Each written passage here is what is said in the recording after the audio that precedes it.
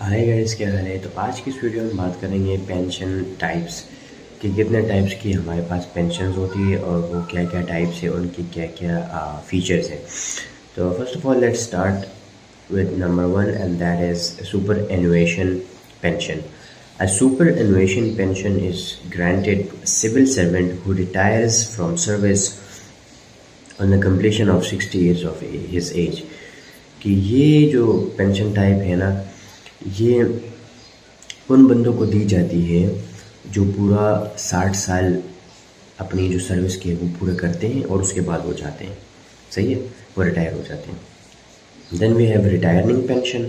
A retiring pension is granted to a civil servant who not been eligible for superannuation pension. And अच्छा, अब retiring pension एक ऐसी pension है ना जो पहली वाली, मतलब जो बंदे सुपर एनुएशन पेंशन से निकल जाते हैं ना, उनको फिर रिटायरिंग पेंशन मिलती है, लेकिन उनमें कुछ टर्म्स एंड कंडीशंस है। तो वो क्या है, नंबर वन है opts to retire after 25 years qualifying service, attaining the age of 55 years, whichever is later, is compulsory to retire from civil or such date as an competent authority in public interest may direct under the rules, or is a compulsory retiree from a civil by the competent authority to remove him from service or grounds inefficiency in misconduct or corruption। कि अगर बीच में कोई मसला आता है या किसी भी वजह से वो अपने जो पोजीशन है वो उससे हट जाता है, तो उसको फिर ये रिटायरिंग पेंशन मिलती है। देन द थर्ड जो हमारे पास टाइप है वो है इनवैलिड पेंशन। तो invalid pension is awarded to a government servant who, due to physical or mental infirmity, is permanently incapacitated for further service. This infirmity has, however, to be certified by duly constituted standing medical board। अच्छा, ये बहुत important है।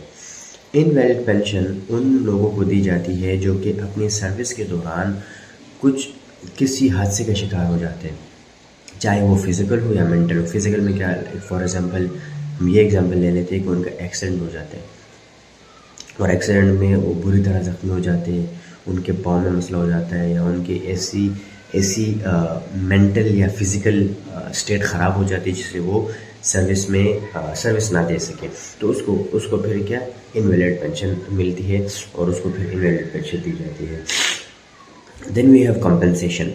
A compensation, if a government servant is selected for discharge owing of the abolition of a permanent post, he shall, unless he is appointed, have the option of taking any compensation, pension or gratuity to which he may be entitled for the service he has already rendered।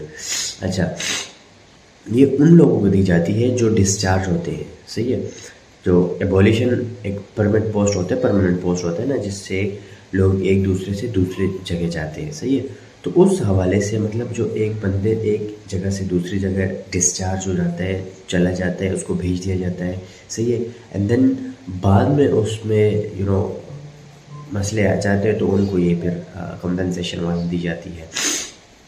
सही है, और then जो हमारे पास next one है ना, fifth one, वो है special addition pension.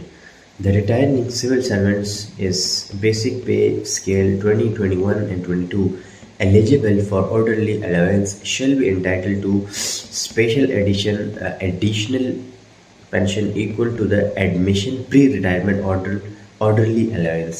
अच्छा, अब जो क्या कहते हैं स्पेशल एडिशन पेंशन है ना, ये 20, 21 और 22 स्केल वालों को दी जाती है। सही है, और ये एक एडिशनल है, मतलब इसमें शायद इस तरह नाम से पता चल रहा है ना कि एडिशनल, इसमें और चार्जेस होते हैं और ज़्यादा पैसे होते हैं। सही है, तो हम इसको इस तरह कह सकते हैं कि ये एक बोनस हो जाता है, ठीक है ना, जो कि एम्प्लॉयज़ होती है उनके लिए।